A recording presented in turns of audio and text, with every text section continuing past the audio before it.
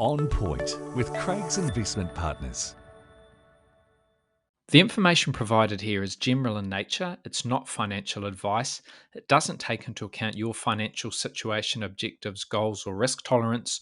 All investments are subject to risks and none are guaranteed. So before you make any investment decisions, we recommend you contact an investment advisor.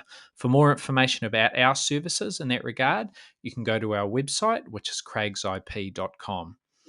Welcome to On Point. I'm Mark Lister, Investment Director at Craig's Investment Partners, and I'll be talking about a range of topics, including economics, portfolio strategy, investor education, and anything else that's happening out there in financial markets. G'day, team. Just a quick one today. I wanted to talk a little bit about some of the doom and gloom out there. There's always nervousness in markets, but at the moment it feels particularly gloomy. Investors are very much on the sidelines. Many economists are more downbeat than they usually are. And the share market also has been very uninspiring so far in 2023. There's nothing wrong with a healthy dose of caution, but I can't help feel that things are maybe not as bad as we believe. So I just wanted to have a go at putting a slightly more glass half full spin on things. And you might say, yep, well, you share market people are always optimistic. You always are looking ahead and thinking positively. And that's true, we are. And the reason for that is because when you're investing, being an optimist pays off. Markets go up most of the time. New Zealand shares historically have risen in 4 out of every 5 years. So your odds of getting a good return are pretty strong. And as your holding period increases to longer timeframes, it goes up as well. And when you get to about a 10-year holding period, historically the chances of being up reach 100%. So, of course, you're optimistic because there'd be little point investing in the first place unless you believe things will get better in the years ahead. And I'd argue the same for being in business. Unless you think that things will improve and that things will be better in the future, then I'm not really sure what the point being in business would be. So, being an optimist is a sensible viewpoint for most investors to take. And speaking of business, we have seen sentiment turn a corner there as well. The ANZ Business Outlook survey for August, which came out at the end of last month, there's a new one due next week. So hopefully it'll point to similar sorts of trends. But last month's one saw firms' own activity expectations, and that's a part of the survey which does tend to be a very good leading indicator for where economic activity is going. It actually rose to the highest levels we've seen since December 2021. So things definitely aren't all bad. That could just be due to the better weather. It's getting a little bit hotter.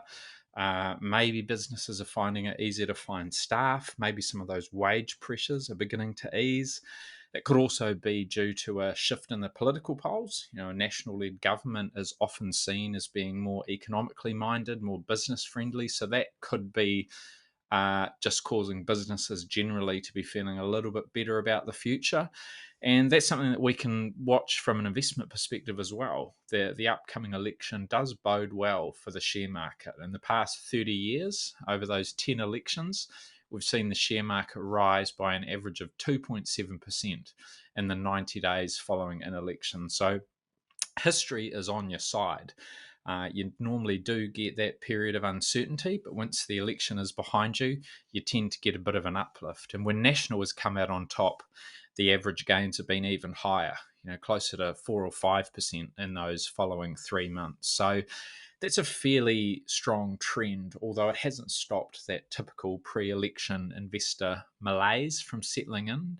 We've had the NZX50 slip into negative territory year to date, which is really in contrast to other markets. We're at the moment down about 1% year to date, and our NZX50 index does include dividends. So that's including the dividends that have been paid in this first sort of 9 odd months of the year. So if you take those out, just on share price alone, we'd actually be down even further. We'd probably be down, 3 or 4%.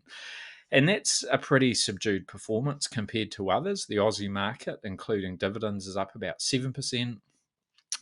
international markets, and I'll ignore dividends in those places because dividend yields tend to be quite high in New Zealand and Australia and a little bit lower elsewhere. But in the US, the market's up nearly 16%. In the UK, up 3.5%. In Europe, up 8.7%. So there's some pretty strong gains out there. And if you overlay moves in the New Zealand dollar on top of that, some of those international movements are actually quite stunning. In Australia, the currency's down about 1% or so. So, our return turns into closer to 9% from 7. In the US, the currency's down about 7%. So, 16% turns into 25. In the UK, 3.5 turns into 14. Because we've been really weak against the pound. We've fallen to the lowest level since pre-Brexit in 2016. And against the euro, the currency's down 6 or 7%. So, 8 or 9% turns to about 16.5. So it has been a very strong, very lucrative year outside our shores. But our little old market has really struggled. And I think there's a few reasons for that. For a start, we don't have a technology sector really. So all of those stocks that have driven the US market up, we haven't had them. So we've been a bit more subdued. We also haven't had parts of the market that are particularly good performers during periods of high inflation. So maybe that's weighed on us.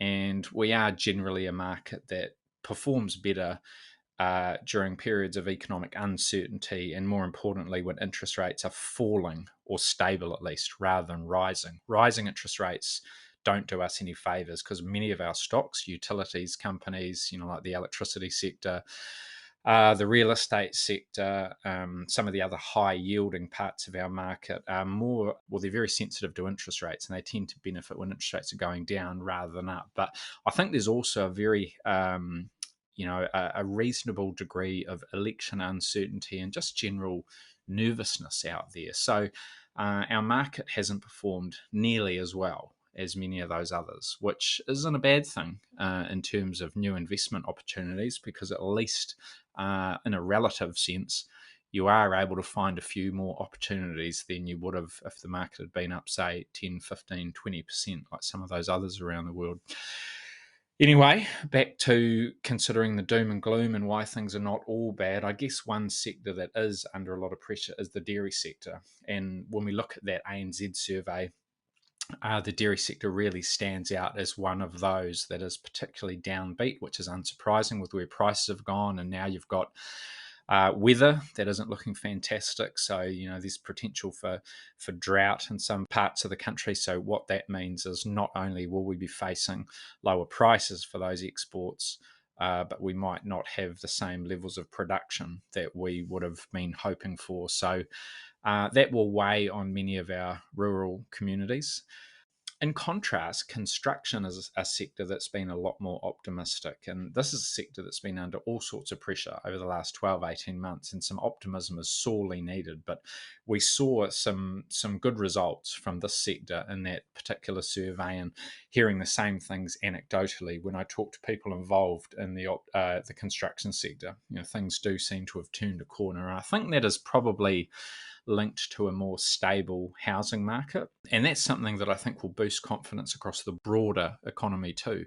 For most people, their home is their biggest asset. When it's falling in value, that does tend to dent confidence. It does tend to impact spending behaviour.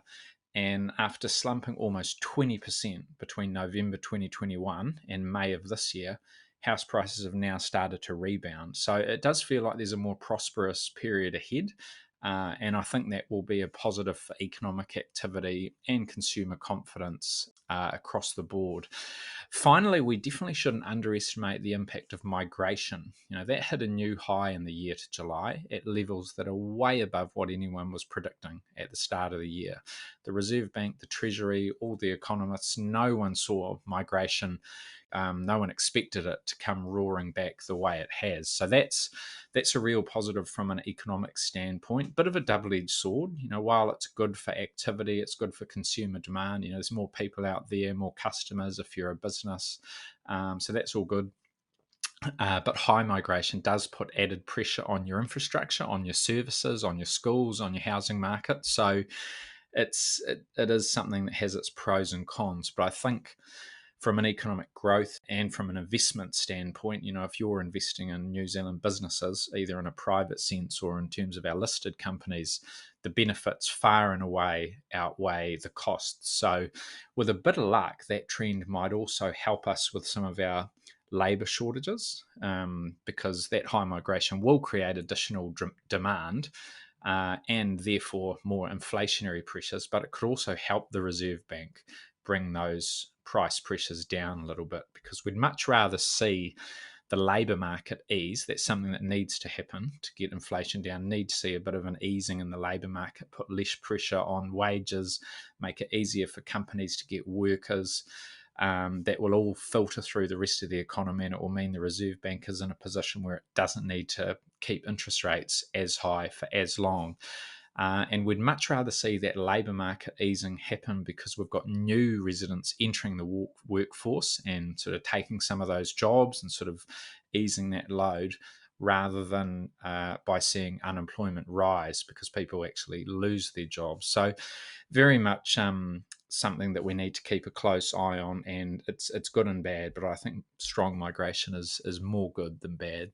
So look, just to wrap up, I think we have got our fair share of challenges. There's no denying that the economy is still facing a bumpy ride in the months ahead, and I think it's human nature to focus on those negatives, but I also think we've got a few reasons to maintain that glass half full view. It's not all bad out there, and we do have a few things in our favour that should see us in better stead in the next 6 to 12 months, especially from an investment perspective.